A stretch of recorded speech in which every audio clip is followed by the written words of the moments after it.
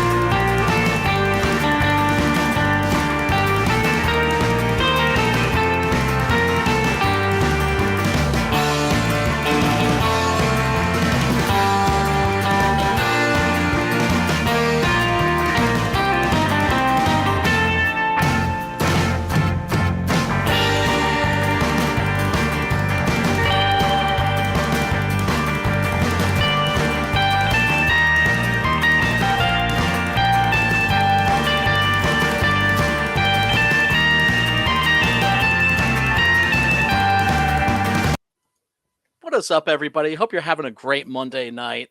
I am definitely having a great Monday evening. And why? Because tonight we're going to be talking about the last of the spaghetti westerns. Well, technically not. There was at least one after tonight's movie, Keoma, namely Manaja, A Man Called Blade. But this is regarded by most fans, including myself, as the last great spaghetti western.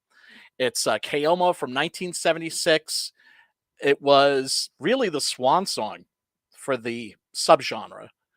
And, the subject of a lot of interest, this movie gets a lot of love. It also gets some hate too.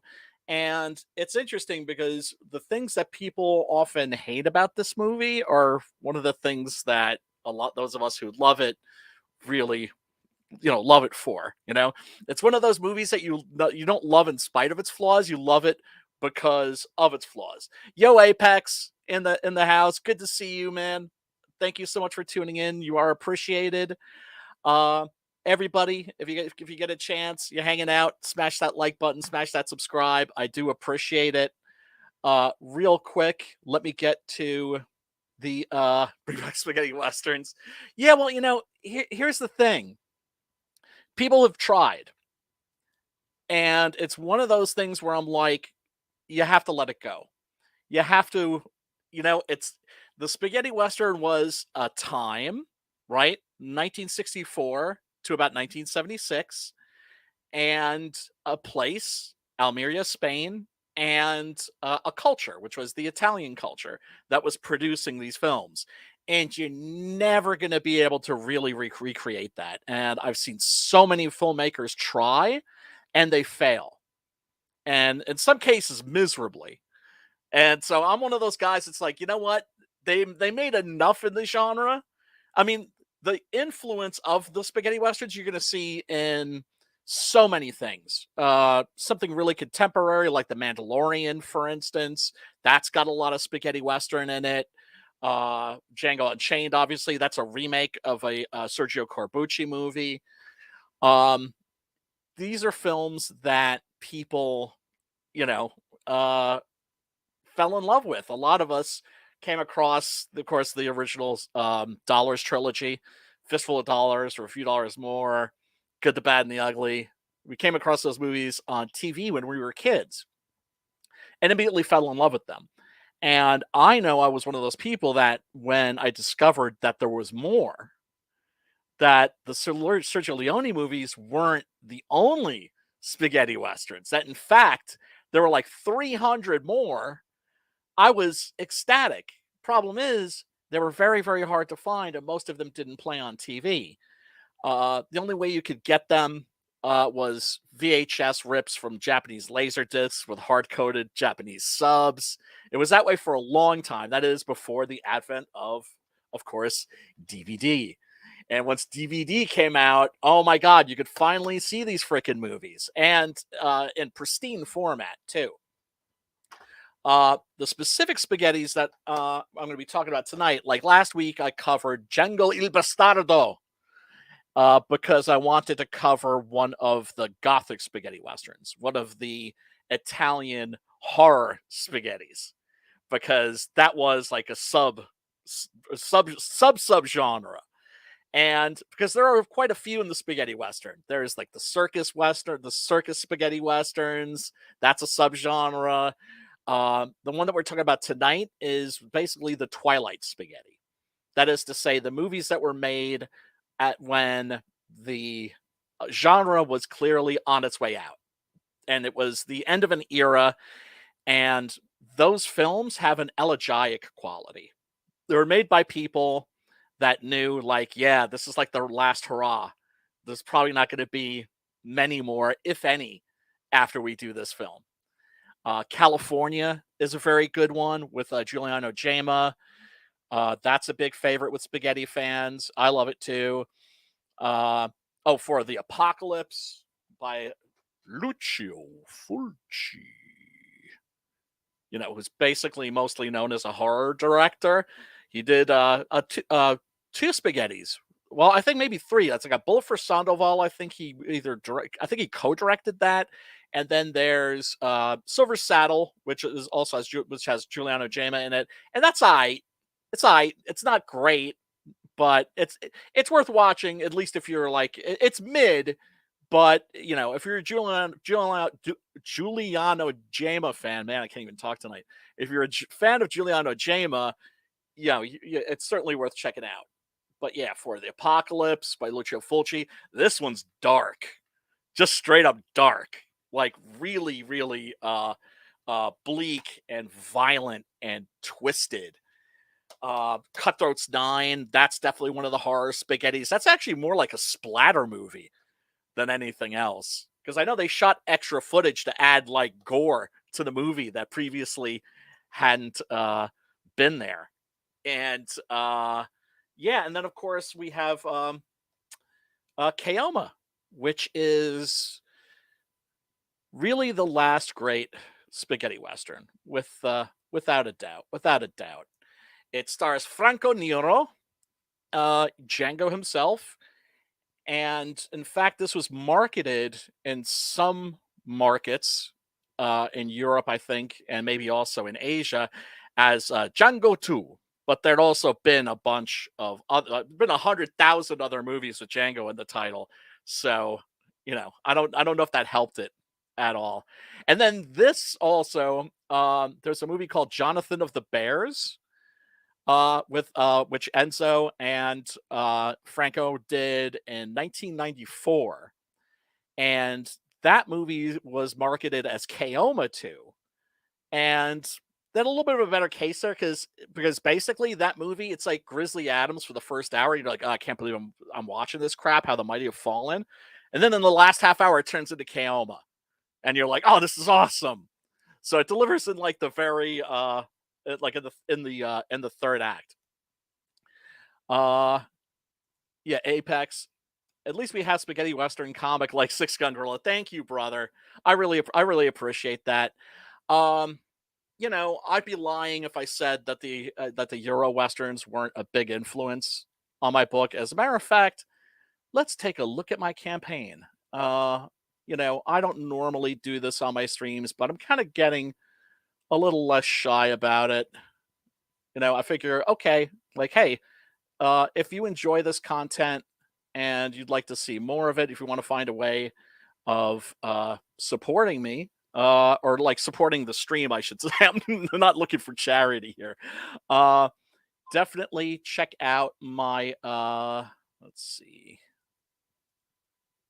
Apologies, I am boomering hard.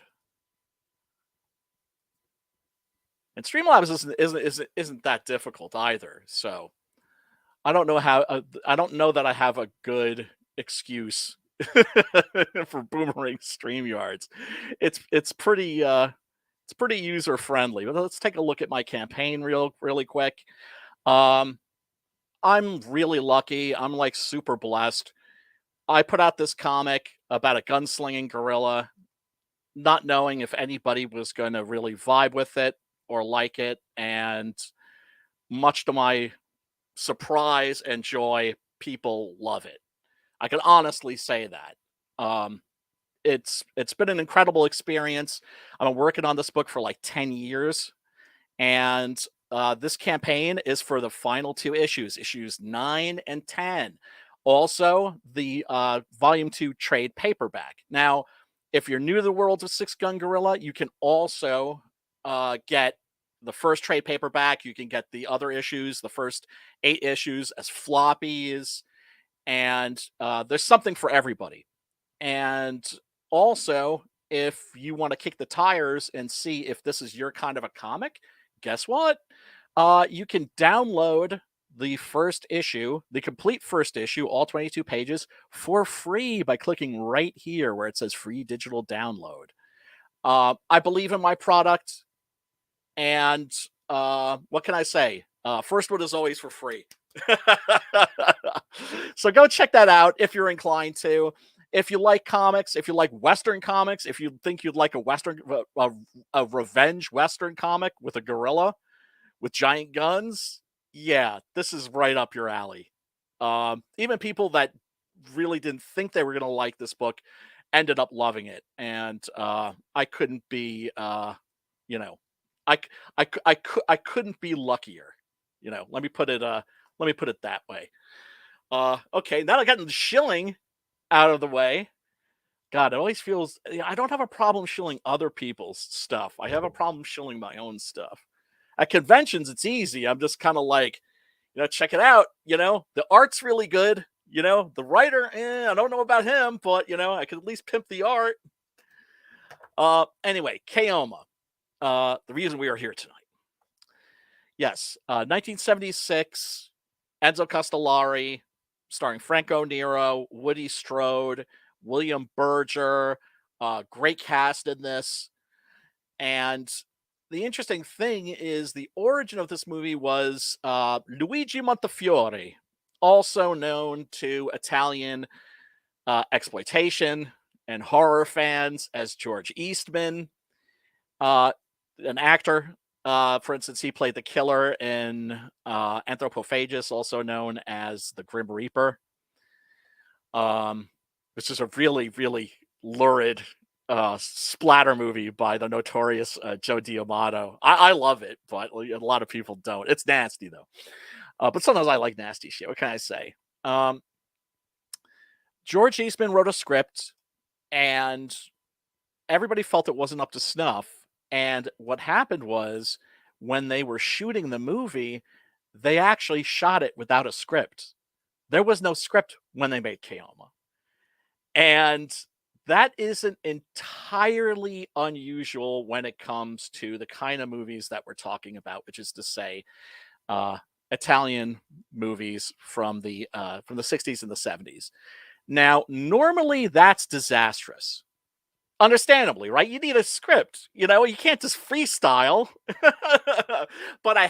But usually, if a movie's shot you can tell the movies that were shot without scripts, because there's very little dialogue and the characters are often moving around in rooms silently, and they're like looking around a lot. Like a lot of looking around. And they're basically terrible. This was some kind of a miracle. I think, the stars were aligned, and something amazing happened. I know that Joshua Sinclair was working on the script for this too. Like he would actually, like they would finish a day shooting, and Joshua Sinclair, aka John Lafredo, we're gonna be talking about that dude, Renaissance man, incredible human being. I don't say that lightly. When I tell you about Joshua Sinclair, you're gonna be like, "Damn, the dude's a Chad," right? He would actually write the next, like every day at the end of shooting, he would sit down and write the next couple pages of the script that it would film the next day, and somehow it worked. Franco Nero also worked on the script, so basically it was like Franco Nero, Enzo Castellari, the director, with who Franco Nero had worked with many times before. Enzo, of course, you know, God, man, Johnny Hamlet, uh, Le Ultimo Squalo, The Last Shark, which is like a blatant Jaws ripoff. So much of a Jaws ripoff that like Universal actually stepped in and was like, okay, we know you Italians like to like rip off our movies, but now you got to stop. This is too much because it's like basically Jaws just every event just kind of condensed into like a 90-minute movie. That's awesome, by the way, and I do recommend it.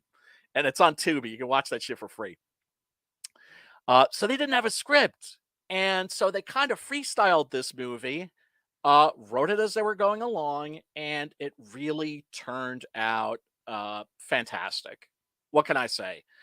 A lot of people have a lot of affection for this movie. Now, oh boy, we're gonna talk about that soundtrack too. Go now, save Keoma.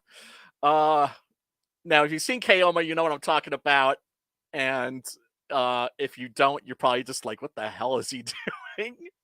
But we're gonna get to that. We're gonna get to that. I'm gonna show you some clips and everything, and hopefully we won't get yanked off the air. If we do, fuck it. Shit happens. But wow, this is a movie that was a personal favorite of Franco Nero and Enzo Castellari. Both of them say that this is their favorite movie. And I don't know if it's Franco Nero's best film, but I know he said this was his favorite film and his favorite character. It's definitely Enzo Castellari's best movie. And it is, what can I say? It's the last of the great spaghettis. Take a look here at some of the posters. Didn't find too many great ones, unfortunately. Didn't find too many fan posters. This is the German poster, which is kind of cool. I don't know about Woody Strode's head though. It looks like his body's like struggling. It looks like he has no neck. Because Woody Strode, he had to have been about, Woody Strode, we're going to talk about him, man. Woody Strode, man, he was a man's man. What can I say? Ex-Marine, had starred in some of the great classic Westerns. Sergeant Rutledge, The Man Who Shot Liberty Valance, both by John Ford, who basically really, in many respects, defined the Western genre. And I think he had to have been in his 60s when he made this. And dude was still ripped. You see him without his shirt in this, and you're like, yeah, damn, I hope I look half that good when I'm that age. But he was just amazing, and he's amazing in this. Really great cast. This is a very, very peculiar movie. It is surreal. It has some horror imagery. Apocalyptic, I think, is probably the best word to describe it. And that apocalyptic tone in Keoma really fits with the whole tone that the film has as basically the last spaghetti western. This is the swan song for the spaghetti western. I showed, I think the second or third movie I covered on this stream was Fistful of Dollars. That's not the first Italian Western, but it's the first real spaghetti Western. That's to say, fully Italian, not imitating the American Westerns at all. If anything, imitating the Japanese samurai films and creating something completely new. So I think there were like at least, like I said, at least one spaghetti after this, but this is really the swan song for the genre. And Franco Nero, of course, starring in this. Wow, man. It's a movie that's full of symbolism, but it never feels leaden. It has even a little bit of a political angle, but if there is a political angle in this, it's the way that political angles used to be done in movies, which is to say that if there's anything political, it's the subtext, not the text. That's to say, it's there if you notice it, if you're paying attention. It's not thrown in your face and jammed down your gullet like modern movies, right? Where it's like story and character and everything else is second and the message is front and center. They basically in contemporary movies put the cart in front of the horse, which is why I'm glad that we have a lot of these classic old movies. With the new shit's no good to watch, so at least we got the old stuff. Oh man, so a lot of different influences in this. Um, Castellari was good at imitating other directors. In this, it's a really interesting combination because there's a little Ingmar Bergman. That's to say, there's a little bit of a feel of the Seventh Seal in this. There's loads of Sam Peckinpah. That's to say, gratuitous use of slow motion, and of course, a lot of Sergio Leone.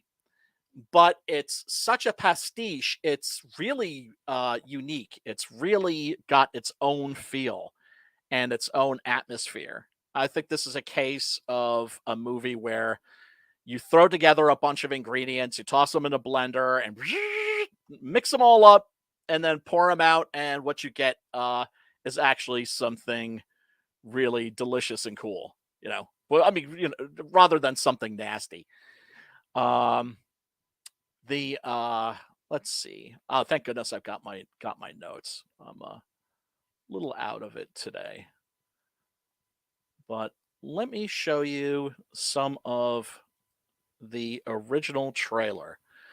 Well, actually, first also let me show you. This was the first DVD release of it, which came from Anchor Bay back in the early 2000s. Arrow just came out with one that I don't have, but I'm looking forward to getting my mitts on at some point. Cool picture disc, nice little insert there of the poster, and this is one of those spaghettis that was never on TV when I was a kid. It was one of those movies you did that that if you were a fan, you didn't see it, but you read about it, you heard about it, but you couldn't get your mitts on it. And then circa 2000, they just started busting these. And my goodness, now you can watch a ton of them free online. Down below in the description, there's a link actually. Originally, it was a Tubi link, but people are always reluctant to click on Tubi links. I don't know why. They think that maybe they need to create an account. You don't. So I put in a YouTube link that will take you to a pretty good rip of this movie. I always want to cover a movie that's not behind a paywall. So if you're like, damn, that sounds great, you can actually watch it after the stream. Or if you're like Dillard, you can just be like, well, fuck this, I'm going to watch the movie now and bail out. That's all good, man. I'm trying to make myself useful. If this stream has any purpose, it's that. It's to share my love of spaghetti westerns and to encourage you all to investigate the genre, because my goodness, there's so much good stuff. So the movie opens. It's a while after the Civil War is closed, and Keoma is coming back to the town where he grew up, where he had his rather unhappy childhood.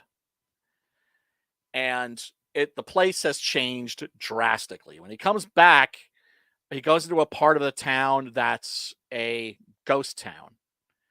The production design in this, the art direction, that is to say, the look of the movie with the sets and everything, unbelievable. Really, really spectacular. Once again, I got to use that word, apocalyptic. So we see him riding through, through the slats in a broken wooden door that's swinging in the wind. There's lots of dust being whipped up. And we also see these, it's intercut with these close-ups of this old woman's hands. And she's like digging through the dirt looking for anything valuable. And Keoma comes across her. She's watching him from a distance here. And she asks him, "Why did you come back?" And he says something about, that he's been roaming and traveling, but the problem is that no matter where you go, it always end up in the same place. He feels a sense of destiny. That is to say, he doesn't know what his destiny is, but he feels that he has one. And he's been looking for it. And so he's come back to his home to hopefully fulfill it. And, well, yeah, guess what? He does. The old woman, whom we shall refer to as the witch, and that's what she's, a lot of people interpret her as a witch, and, an old crone, basically. She's a very symbolic character in this. She represents death. Like I said, there's a lot of symbolism in this movie, but it's never leaden. It never feels, it may be obvious, but it's not pretentious. That is to say, this is a movie that's still concerned with one main mission, and that is entertaining the hell out of you. And it absolutely does that. So, yeah, actually, you know what? Let me play the trailer for that. Yeah, Apex. Tubi is the only streaming platform I use. Dude, I canceled my Netflix. I canceled, and it's the best streaming platform. It really is. I don't know why more people aren't aware of it. They show commercials with the films, but they're not overwhelming. They never get you to go, fuck it, and you turn the damn thing off. And YouTube has commercials too, but for some reason people are more comfortable clicking on a YouTube link than a Tubi link. So I try to provide a YouTube link when I can. But people, get over your fear of Tubi and go check it out, because holy crap, you can find so much incredible stuff on there. Let's see here. Where is that trailer? Okay. Here we go. All right, check this out. This is the trailer for Keoma. I'm going to have to stop it periodically so the stream doesn't get ganked. If it does, it does. But check this out. It'll give you an idea. Well, I mean, what can I say? It's a trailer. The whole purpose of the trailer is to give you an idea of the film. So check it out. On in. You've been gone quite a while this time. Where you been? That is the great William Berger, who is playing Keoma's father. Now, Keoma is a half-breed Indian. That is to say, he is the son of William Berger's character, who is called the Great Shannon, a legendary gunfighter. William Berger was only 13 years older than Franco Nero when he made this, but they put him in old age makeup and everything, and it works. The Italians were always really great with makeup effects. And basically, Keoma is a son that he had with a Native American woman. Where you been? Fighting a war. Meet anybody faster than you? Not yet.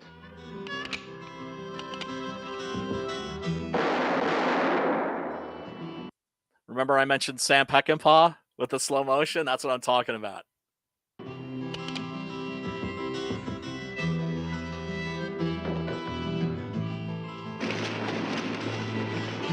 And here we have the bad guys. Here we got the bad guys. This is Donald O'Brien, who plays an ex-Confederate raider named Caldwell, who is now a bit of a mining baron, and he and his vicious gang of thugs, really, really bad characters, have completely taken over Keoma's old town. And what can I say? It's a miserable place. You don't want to be there because there's a lot of bad shit going on. He shot Ben and Charlie, not even turning around. Ain't no man can hit a target without looking at it. There are two men who can't. Pa is one, and the other is... Yeah, it's interesting they mentioned those characters are called Ben and Charlie because Ben and Charlie, and I think this was on purpose. It's a reference to a movie that Luigi Montefiore, the guy who co-wrote this, did with Giuliano Gemma called Ben and Charlie.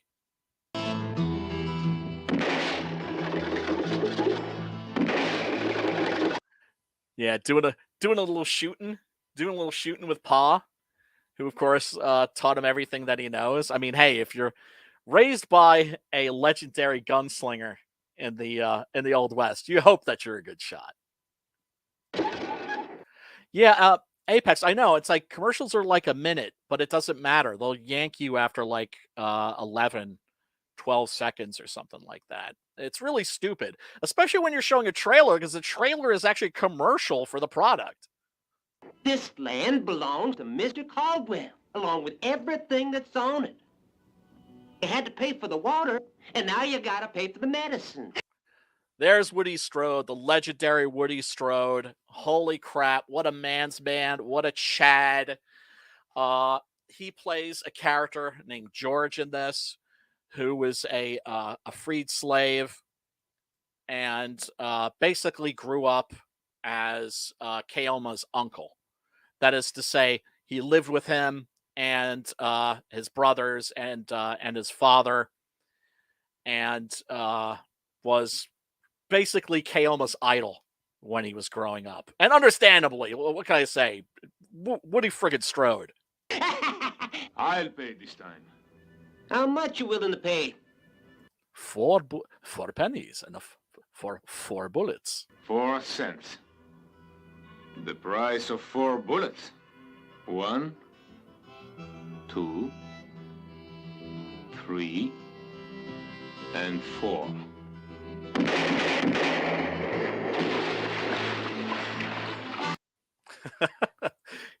Yeah, Apex, muy macho. Muy macho.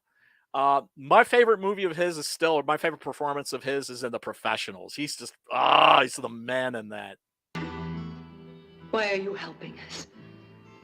When you've been away so long, your memories won't let you forget the debts that have to be paid. Yeah, there you see Keoma crucified, basically. Compared to Christ, not really. I would say more just like it emphasizes him as kind of almost a martyr figure. Although Keoma's a really, really... There's a reason why he is Franco Nero's favorite character of all the characters that he played. It's very much a character that is full of contradictions. On the one hand, he's a loner. On the other hand, he is very much concerned with justice and fighting for the oppressed. He's rejected by most of society because he's half Indian, and yet he will basically fight to the death for the society that rejects him. Yeah, let's check out more of that. You've been away so long, your memories won't let you forget the debts that have to be paid.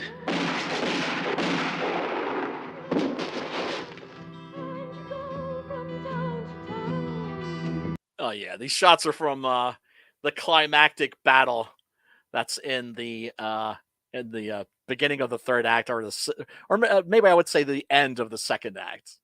Fucking awesome. Find yourself, no, oh, no. See ya. Don't try to help us. Yeah, Already- basically Keoma comes back to the town and everything's a mess. There's first of all, Caldwell and his gang of freaking savages have taken over completely. His brothers have joined with the bad guys, and there's a plague. And what they're doing is they're rounding up all of the people and they're putting them in an old mining camp. You did. But you're still afraid. Death hasn't changed that. Yeah, that's Donald O'Brien. He played the bad guy in a lot of Italian movies in general. And some spaghettis, also in some horror movies, science fiction. He was in a lot of stuff.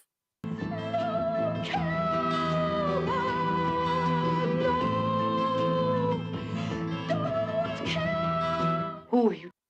Now, I don't know if you've been paying attention to that soundtrack.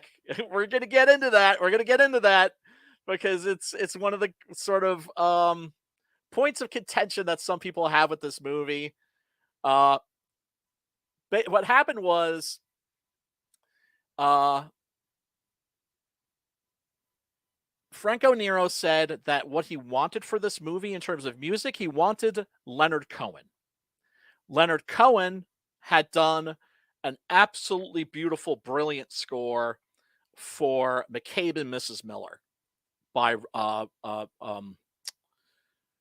what's his face, Altman. And that's an incredible movie. If you've never seen it, great melancholy Western.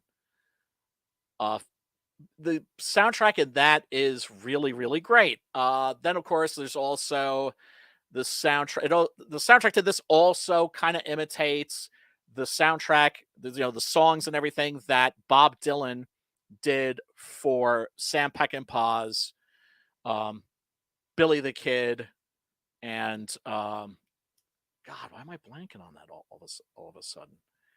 Oh, that's right. It's because I'm on the spot. Let me look that up really quick because it's going to drive me crazy. Pat Garrett and Billy the Kid. There, okay. It finally have to shake that loose. Who are you doing it for? For myself, maybe. Why'd you come back? Yeah, there's the witch that I mentioned. The world keeps going around and around. So you always end up in the same place. Down around you all around you tears have no right to cry. The pain Yeah. I'm going to try not to drop too many spoilers. you see, the pain you feel, the wrong you do. The Keoma, you can't do it alone. I have to do it alone. Because I am alone. Yeah, much of Franco Nero's dialogue written by himself, actually.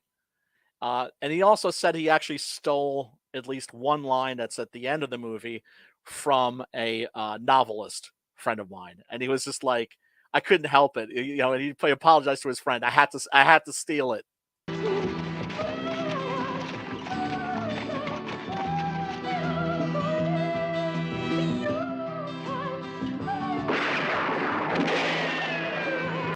Yeah, he's just a badass in this.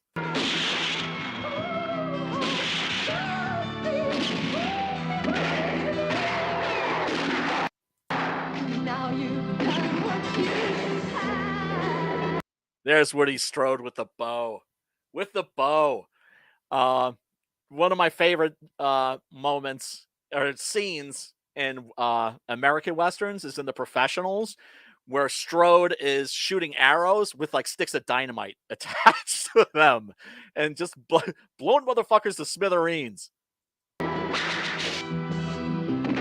even more than you could do. Stop your fighting, fight yourself. Of course, it's an Italian Western. You're going to see some awesome, awesome stunt work by the Spanish stunt crews that were like the best in the world at the time.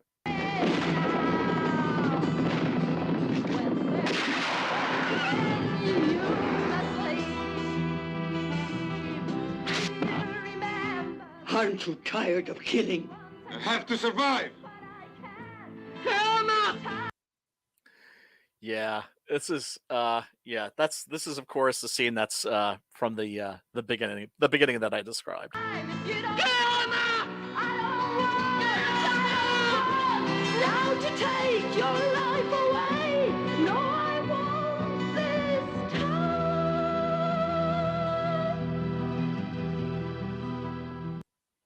Okay, now if you heard so you heard the music. You heard the music, right? So Franco Nero wanted basically the sound of Leonard Cohen. So they got the DeAngelis brothers. The DeAngelis brothers were guys who they were great at imitating other people, right? So for like You're the Hunter from the Future, which is a favorite of mine, they kind of imitated Queen with the opening song. And they were just good at copying other people. Sometimes not so much. In this, they're imitating Leonard Cohen, and they miss the mark because the singer, as you can hear, sounds like some hippie chick that's caterwauling. And so she's often describing the action. She's like a Greek chorus describing what's going on, right? Go now, save Keoma, right? Things like that. And down to the point where, like, some of the lyrics get very specific. Now, I know there's some people that really don't like the soundtrack. I remember there was a fool on a website that I used to go to, was very fond of, called Cinemageddon. It was a place where you could find a lot of cult movies that you couldn't find anywhere else. And you could acquire them through dubious means, if you know what I'm saying. And although they had a cool policy, which is to say they would never post anything until it was at least a year old. That is to say, if a disc came out, it was forbidden to post it until it was like a year after it came out. So that was something. Piracy, of course, being a bit of a problem. Now, of course, it's not so much of a problem because people are realizing physical media, bitches. A lot of my millennial friends, they look at all of my DVDs and all my books and all my CDs and all that shit, and they're baffled. They're just like, why do you have all this stuff? I can fit all this on my iPhone, right? But now, with all the censorship and everything, now they get it. Now they understand. But yeah, the soundtrack what was my point? Yeah. So some fool decided to do a fan edit of this movie and remove the soundtrack and replace it with a better one, right? Because the soundtrack ruined the movie for him. And the reaction was unanimous. Everybody was like, "You stupid motherfucker. What did you do?" Like, do you not understand that it's part of the experience? It's part of Keoma. It's part of the movie. This is what I'm talking about when you love a film, not in spite of its flaws, but often because of its flaws. The flashbacks in this are done in a really novel way. The actors, like for instance, here, the witch is talking about Keoma's past. And so she turns and looks, and this is on like the same area, right? She turns and there's no edit. And as the camera moves, there's no cut, there's no anything. The past is happening right next to them. And in fact, sometimes the actors are seen standing there in the past watching things happen. It's a very novel way of doing flashbacks, which of course are a very important part of the spaghetti western genre. So, very clever, I think. So there's Keoma's mother, who was killed in a massacre, and William Berger, his father, the great Shannon, rides in and finds everybody murdered, but he finds Keoma alive. And yeah, that's right. Then we get the opening credits. And there you can see all the people that worked on the screenplay here, which they were writing as they were making the movie. And somehow, what can I say? It worked out great. So immediately we have these images that are very apocalyptic. Forces of oppression and death are everywhere. These goons are rounding up anybody who has the plague, or anybody that's associated with anybody who has the plague. Lisa's the name of this character. She's played by the very lovely Olga Carlatos, known also for her very stunning eyes. In fact, I think that's why she was cast in Lucio Fulci's Zombie, was because she had these incredible eyes, and he needed somebody, he needed an actress where he could, to jam a giant splinter to her eyes. So I guess he chose her. Oh, Lucio. And so her husband's trying to tell her, yo, you need to get away because she's pregnant and she doesn't have the plague. And so he makes a break for it. Others make a break for it and get gunned down for their troubles. A lot of slow motion here, Sam Peckinpah style. And they pretty much killed everybody but her. And then they're ready to blow her head off. And this sick bastard gets a knife in his arm for his troubles. And they look up, and who's there? Why, of course, it's Keoma, who has come to bring a little justice to this lawless landscape. And so he's like, hey, look, I'm taking the woman. I'm like, no, you ain't. And he's just like, yeah, well, my 12 gauge says otherwise. And these fools, of course, make a very bad decision. And he blows them out of their saddle. Booyah! Yeah, this is another one of the slow motion shots that I mentioned, the Sam Peckinpah bits. And according to Franco Nero, Enzo would show up to the set and be like, okay, today we're doing Sam Peckinpah. So it was very, very, very shameless about borrowing stylistically from other directors, which I think is, absolutely fair game. And so we have Lisa, the pregnant woman, who's a symbol of life. And then we have the crone, who's very much a symbol of death. And yeah, you can see the town has seen better days. They're all afraid of Lisa, because they think that she has the plague. She doesn't, of course. Keoma's not taking any shit. And he's like, hey, no, you're going to give her a room. And has to regulate, has to blast some fools, which he happens to be very, very adept at. Like I said, his father was the great Shannon, legendary gunfighter, so he's a fair shakes at blowing people away as well. And yeah, I thought his outfit here is really interesting because he's wearing an overcoat, but no shirt. He has a great kind of a scuzzy look in this. Very wild, very feral. And he suddenly hears banjo playing. And he's taken back to his youth. The banjo player is George, Woody Strode's character.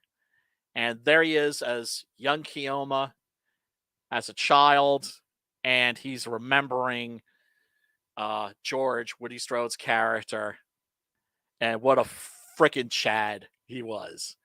Here's Woody Strode with that bow, which he was a master shot with. Woody Strode was, by the way, part Native American. And in this is playing like a black dude who's also part Native American. And dude, I mean, look at the guy's physique. He was like in his 60s when he made this. Maybe even his early 70s. Now, I'm thinking like mid to late 60s. But I'm telling you, the guy was like jacked all the way into like old age. Yeah, and Franco Nero says that Woody Strode actually gave him that bow as a gift when when filming stopped. He gave him that bow, and that he lost the bow when some scumbags broke into his home. Fortunately, while he wasn't there, and stole that bow, including a bunch of other stuff. But he didn't. All the other stuff could have been easily replaced. He said he cried the day that he lost that bow. You know, Woody Strode, damn it. And so people are getting gunned down in the streets. It's a complete freaking mess. And Keoma's, mentioning like, hey, you're really good at shooting dead people. Luckily, they back down. Now, George, his childhood hero, has seen better days. He is a alcoholic who is basically given up. And, you never really see Woody Strode in a part like this. He's always just Studley, right? He's always large and in charge. And this is really the only movie I can think of where you really see him playing a character who's very vulnerable and sad and in some ways pathetic. Although, he has a major turnaround. Now, I was mentioning the flashbacks, for instance, and the style in which they're done. Let me load up another clip. Yeah, dude, you say the soundtrack is like background music anyway. It is, but it's not in this. Do you know what I'm saying? This is a case where the soundtrack becomes obtrusive, or intrusive, I should say. It's commenting on the action, It's what can I say? Some people have a problem with it. I don't. It's one of the things I love about this movie. Here, let's take a look at. So his father, the great Shannon, brings him back home, and his 3 half-brothers do not take kindly to him. Because he's half Indian, also because, he's a brother from another mother. And, well, they don't want a rival for attention. And this sort of a thing isn't that unusual for children, but this is the case of a childhood grudge that extends into adulthood. And I have some experience with this. So this does happen.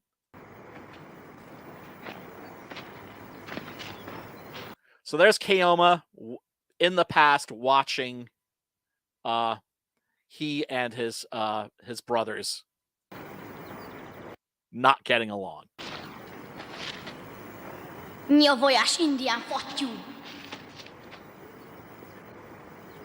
What languages was that? I don't even know what. I don't think that was Italian, but you can figure it out.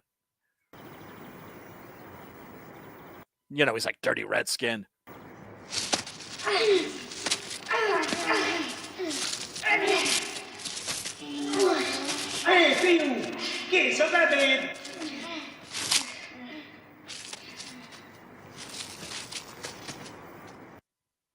Yeah, and so here's this lovely moment where Keoma and his younger self are looking at each other.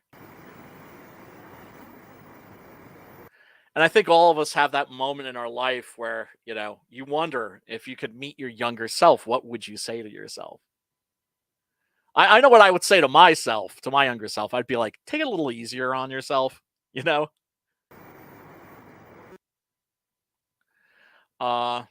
But yeah, very novel way of doing flashbacks. in this movie. I can't say I can think of another movie that that takes that approach. And yeah, then he and his father are taking shots at a little pistolero playground that dad has in the backyard. Uh yeah, man. Oh God, if I had a nice patch of land, it's one of my dreams one day to hopefully have a nice patch of land where I could shoot shit, blow shit up, burn shit. What can I say, man? I'm still a little kid at heart. And so the two of them are hanging out, and and he's trying to catch up with Keoma, who is his favorite son. Uh, his brothers aren't wrong about that. Uh, but it's also clear to see why. He has a wildness of spirit, but also a really strong moral compass that unfortunately his brothers do not have. And so these goons come to take uh, Olga Carlatos, the pregnant woman, away to the camp, to the former mining camp that's basically now a concentration camp for victims of the plague. And George, Woody Strode's character, tries to stand up to them. He's basically, because he sees this happening, and this is the sort of thing you see, like, a bunch of goons bullying and menacing a pregnant woman. Oh, hell nah. Right? You have to stand up. You have to do something. And so he basically blocks their path, but as you can see from the look in his eyes, there's nothing there to back it up. What's he going to do? He can't realistically do anything, but he does what he can, which is at least try.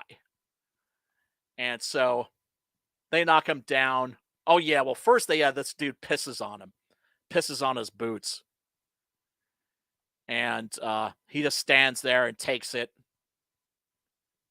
because, of course, he's a broken man in many respects. And they hit him with a rifle butt, knock him down. And then coming down the stairs are the Shannon brothers, who are really the main villains in this movie. That's Joshua Sinclair as Sam Shannon up front. Second up on the stairs is Orso Maria Guarini. I hope I'm pronouncing that right, who plays Butch. And the youngest brother, the blonde guy, is Antonio Marcina. Now, this dude right here, Joshua Sinclair, holy shit, man. This dude is a renaissance man. I'm going to tell you some facts about him that are going to blow your mind later. So, they're looking at George kind of like, how the mighty are fallen. Actually, you know what? Let me get into Joshua Sinclair really quick, because this guy has a really, really kind of an amazing story. He started out in acting, and I think in this he's Johnny Lofredo. He had a bunch of different working names, and let me see. Yeah, and this I think he's John Lofredo, but he had some other names too. Anyway, check this out. He had a background in acting, but he gave it up to go to med school, and became a medical doctor specializing in tropical diseases. He worked in India with Mother Teresa in Calcutta, and with Sister Rosa in Bombay, as well as places in various parts of Africa, all across Africa, treating tropical diseases. And he was also professor in comparative theology. And since his other professions weren't exactly providing any money because he was doing all of this just. I think he's one of those dudes who's like a really serious Catholic, but like in a really in the best way possible, like somebody who really believed in walking it like he talked it. And so the way he made money and still does is as a best-selling novelist and a film and television writer, actor, producer, and director. You can look him up on the internet movie database. What can I say? Dude is a Chad. Like for real. A renaissance man. The kind of guy I think most of us would like to be. And so here we see the mining camp where the plague victims are kept. And Keoma shows up to grab Lisa to get her out of there. Butch, of course, ain't having none of this. But, oh yeah, as a matter of fact, before he shows up, he's actually menacing this Lisa, Olga Carlatos' character, taking pot shots like at her feet, basically terrorizing a pregnant woman, like as low as you could possibly fucking get. But then Keoma shows up and he puts a stop to that nonsense ASAP. And we get another flashback, this time from the point of view of his half-brothers. And they're remembering the day that their father brought Keoma home. And, there's basically Keoma's point of view. The table's all set up by George and his brothers. It's really interesting, too, because they found these kids that really actually do kind of look like their older counterparts. Like, that's clearly Butch. That's clearly Johnny Sinclair. And that would be, God, I'm forgetting the name of the actor. Antonio Marcina, yes, who plays Lenny Shannon. They're not happy to see him. George is, of course. And thus begins his very, very bad relationship with his brothers. Sorry, I just had to wet my whistle right there. And they're all giving him the stink eye in the worst way possible. This is the first time they're seeing him since he's been back. They've heard he's been back, but this is the first time they've set eyes on him. And yeah, they ain't happy. But they're also know that he's a badass and he'll twist all their asses up into pretzels if they mess with him. So he gets away with the woman. Then the Shannon brothers go to visit their father, and they're pissed off because they're like, "You always loved Keoma more than us." And he's like, "Look, if that was the truth, that had nothing to do with me. I loved you all equally, but now you guys have taken a really dark path. You've aligned yourself with the forces of oppression and evil and darkness and death." And needless to say, he's not exactly proud of them. Oh, this is a really, really great scene. Oh, I love this. I'm gonna have to. I can't resist. I'm gonna have to show a clip for this if I got it. Let me see. A cidade está cercada. Oh, that's interesting. Yeah. This is it. Oh wow! So the YouTube version I posted a link to. It seems to be Auf Deutsch. But yeah, check this out. This is a great scene. It's one of my favorite scenes in the movie.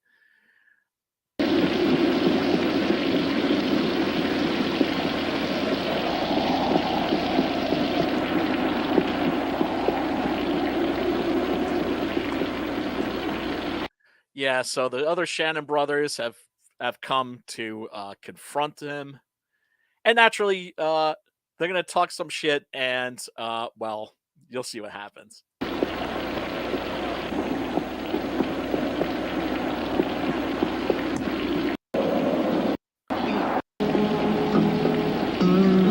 Yeah, basically they're like, we'll whip your ass. And he's just like, what, the three of you? Like, no, one-on-one. And yeah, he takes them up on that very, very quickly.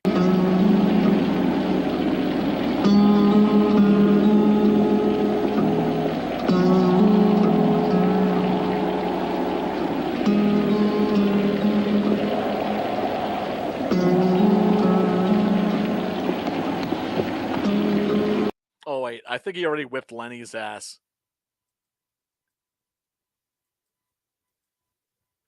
Como é que vai ser? 3 contra 1? Como antigamente? Eu posso acabar com você sozinho. By the way, a shot like this is very, very difficult to pull off. They're circling him with the horses, and horses usually don't like being in like super close proximity like this. They tend to get spooked. So yeah, Master Horseman, the Spanish stuntman.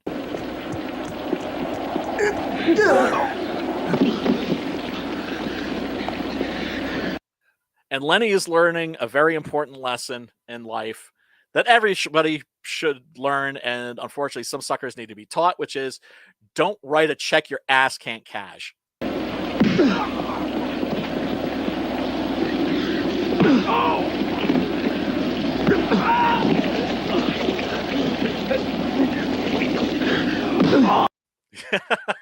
Yeah, so he's just completely manhandling him, and we get another one of those Sam Peckinpah style slow motion shots.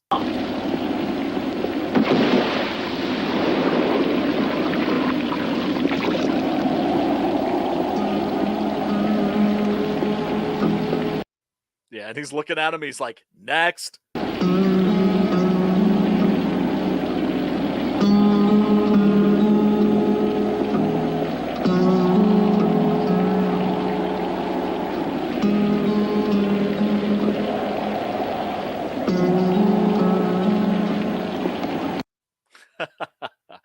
Yeah. What can I say?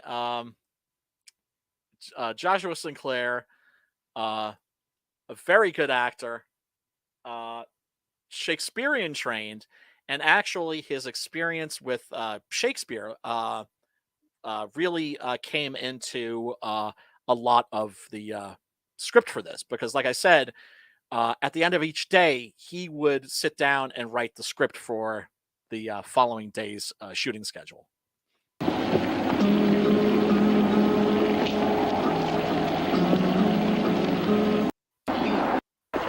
Yeah, I love it.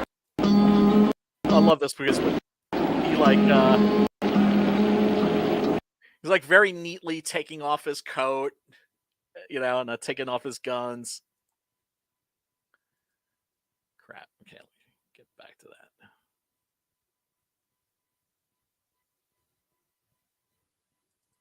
There we go.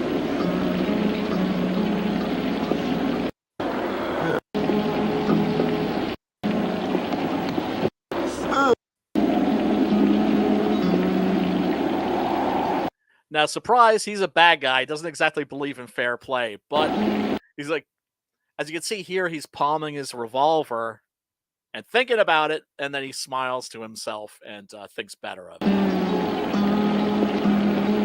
Like, nah.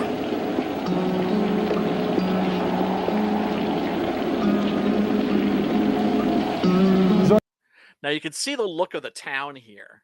Like I said, the art direction in this is meticulous. The detail is absolutely fantastic. This is also a movie that's very beautifully shot and has a lot of, I think, very inventive camera work. It has a very uncanny atmosphere, which you see in a lot of the Italian horror films from this era. Jogue fora sua arma. A minha está ali. It's like, yeah, I dropped my pistol. How about you? And takes this as an opportunity to kick Keoma in the nuts.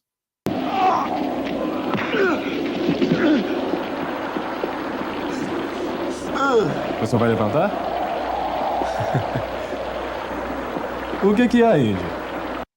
Yeah, so of course he's gonna do a little gloating, but naturally the tide of the tide turns in the fight.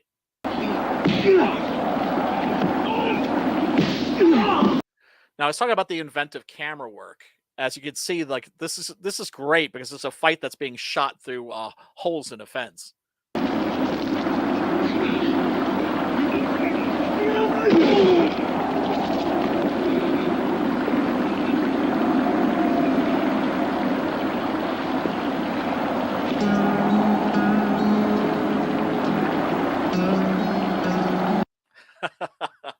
I have to say, out of the Shannon brothers, Butch is my favorite.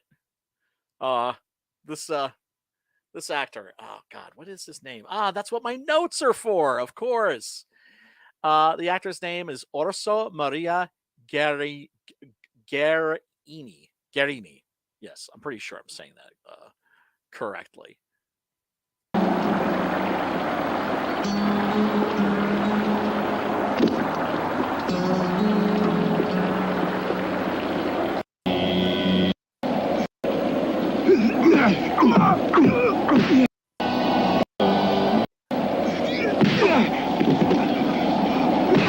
So of course KM was whipping his ass too.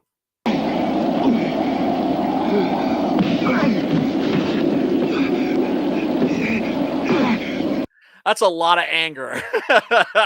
That's a lot of pent up anger. Decades of it. But you know, it's interesting. In the spaghetti western genre, if you're dealing with brothers, if there are brothers in the film, they're usually trying to kill each other.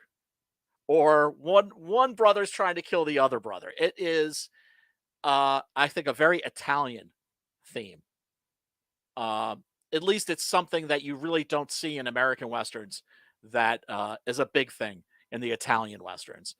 Now the Trinity films, for instance, kind of turn that on its head, right? Where it's like, you know, Bambino kind of hates Trinity, but he loves him too, and that has that attitude, like, you know, you don't have to get along with your blood, but you know, you do have to stand by them. These guys, of course, feel no obligation. What up, Pops? What up, Made in Hell? Good to see you, darling. Thank you so much for tuning in. I do appreciate that. Lily!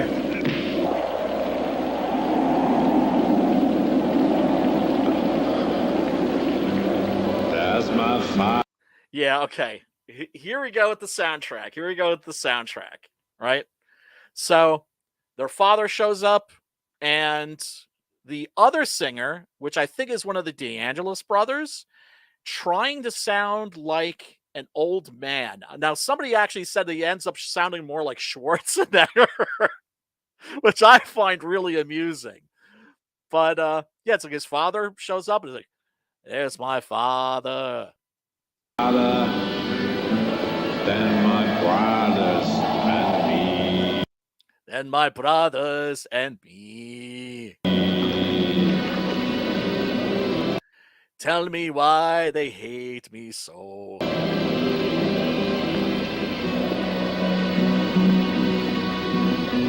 Tell me now. Right, so Lenny was about to put a bullet in Keoma's back, but they're not going to do that in front of their father, whom they're angry with, but whom they also revere. Father,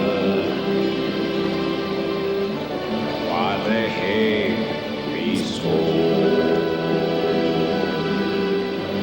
Now I want.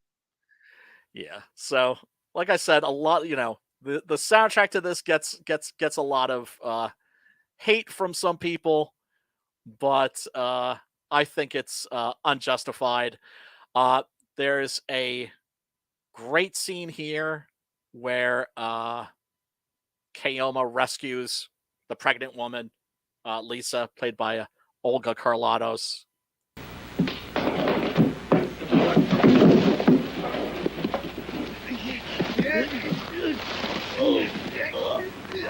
Now, this scene, for some reason, whenever I see it, always gives me kind of like a Snake Plissken-y Escape from New York feel. Choking motherfuckers to death.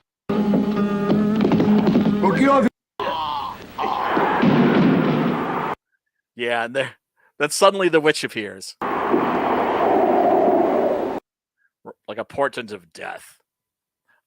Some people feel that basically, and I agree with this too, the witch in this is used the way that death is used in Ingmar Bergman's The Seventh Seal. Now, if you've never seen a Ingmar Bergman movie, Seventh Seal is a great place to start. It is an art film, but it is definitely not boring, and I do highly recommend it.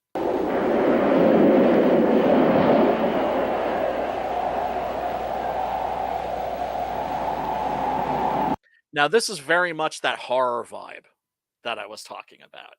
And this was made, of course, as the Italian film industry was, they were stopping the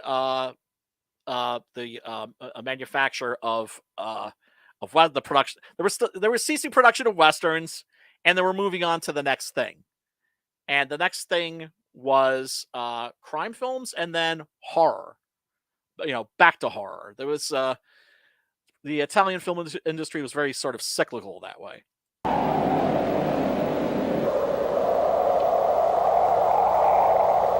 Revenge. Yeah, next thing you know, he's got a gun upside his head. Oh, yeah. And then, of course, we've got this scene, which is definitely classic. George and the town doctor, Keoma, helps them get out of the town because the villains are basically keeping everybody shut in. Nobody can leave. They say it's because of the plague. That's bullshit.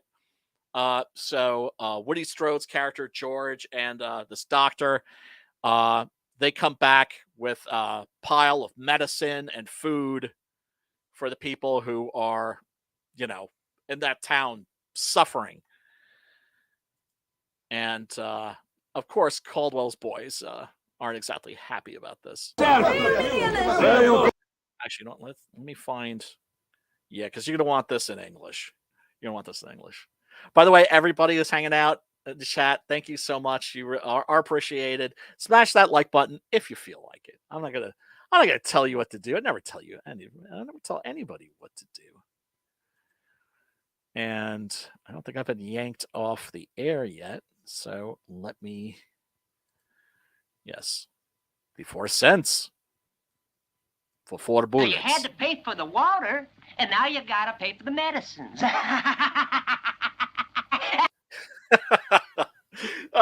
Classic spaghetti western bad guy. Very, very exaggerated in terms of his cackling and his sadism. Hey! I'll pay this time. How much you willing to pay? Yes, they had a pandemic in those days too. Yeah, except this one was, well, I was going to say, they had pandemics, they didn't have plandemics. 4 cents. 4 cents? 4 cents is mighty little. The price of 4 bullets. 1, 2,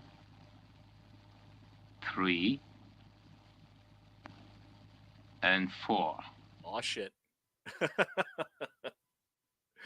Yeah, and naturally he has the pistolero skills to back it up.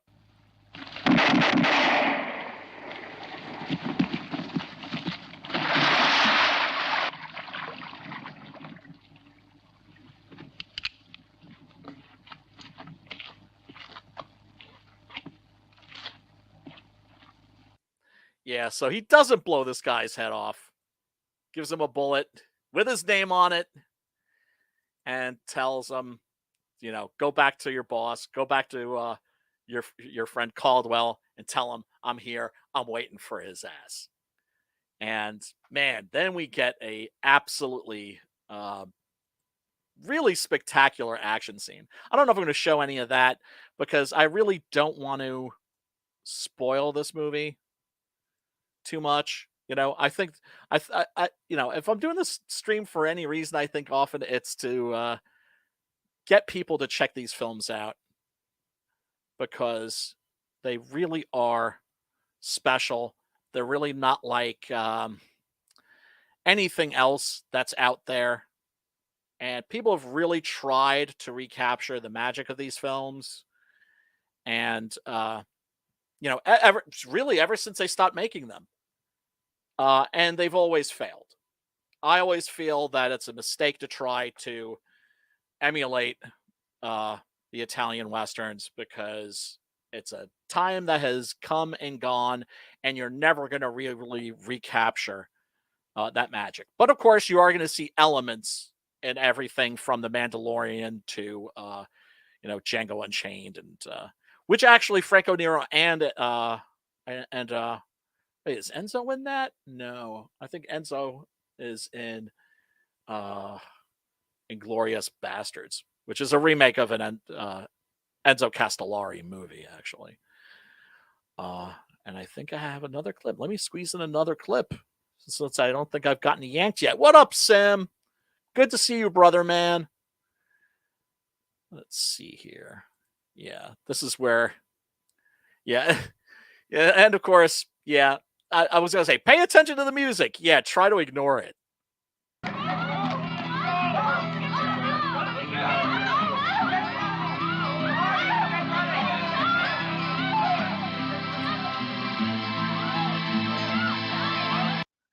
And there's Donald O'Brien as Caldwell, ex-Confederate, with his band of ex-Confederate raiders. Knife-throwing killers coming for Keoma to finally get him out of their hair once and for all. They basically fight for the town.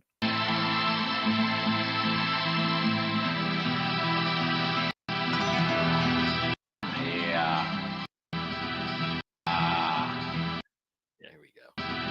I'm here in front of these men. Yeah, if you're a fan of this movie, you like me, you're gonna try really hard not to kind of sing along. Gun in hand and waiting for what will be. What will be, will be. Now, does that sound like Schwarzenegger to you? That doesn't really sound like Schwarzenegger to me. But some of you are like, it sounds like Schwarzenegger. Back in my mind, see memories. Our bodies on the ground. And Apex, you said it. You said it, buddy. Instead of recapturing spaghetti westerns, make them your own way with focus and honesty. Thank you. That's what I'm talking about. Ah, crap. Did they yank me? Ah, shit. Okay. Gonna have to wait, kill some time. But hey, everybody who's hanging out, thank you so much. I really do appreciate it. Get a refill over here when it comes back up. Yeah.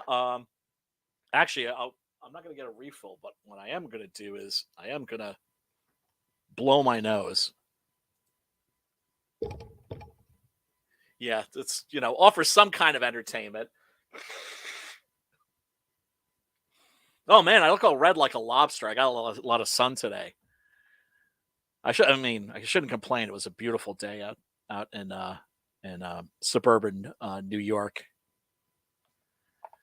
And hope everybody's doing fine. Man, Sim, I gotta say, brother, I saw that. I saw it. I commented on it. The animation that you made that's gonna be the intro to your stream with Margine. That's awesome. Awesome. I can't tell you how happy that thing made me. It's really, really, really cool. And let's see. Give it 3 minutes. 3 whole minutes? So anyway, what happens in the scene is Keoma is hanging out, you know, ready to throw down against Caldwell and his boys.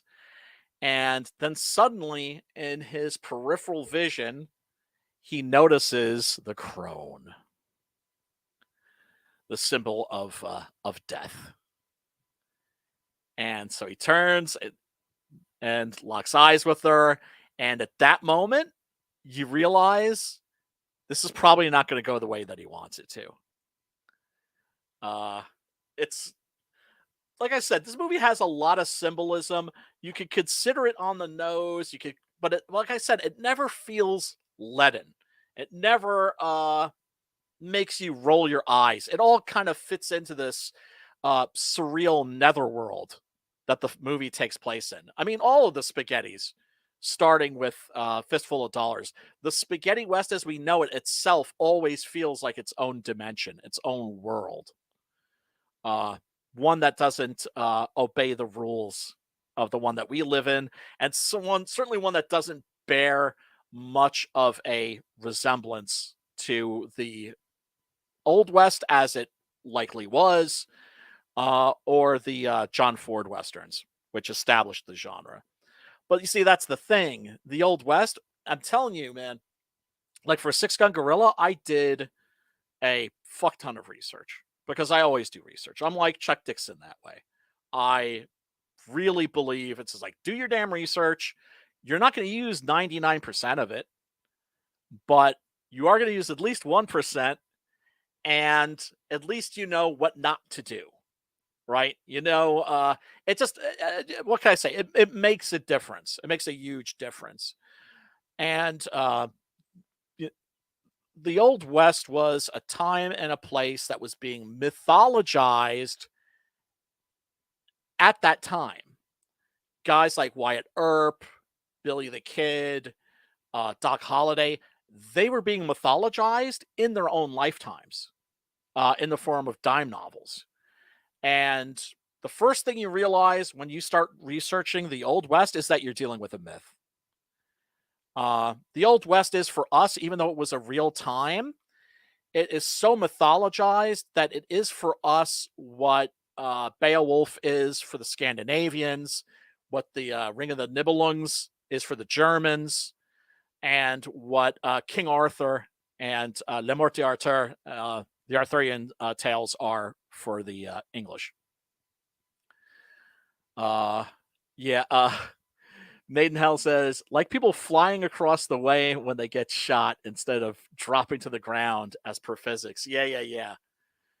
Like I was saying, there's like some really great moments in this of that are very Sam Peckinpah inspired. Pale Rider has some Keoma elements to it. Yeah, I would say. Although really, Pale Rider always felt to me kind of like a retread of High Plains Drifter, which is a much better film. But High Plains Drifter has a lot of Django Il Bastardo in it. Like, there's no question, zero doubt in my mind that Django Il Bastardo was the inspiration for High Plains Drifter. They're two alike. And there's no way that Clint Eastwood wasn't at least aware of it. So these, Caldwell and his men go charging in.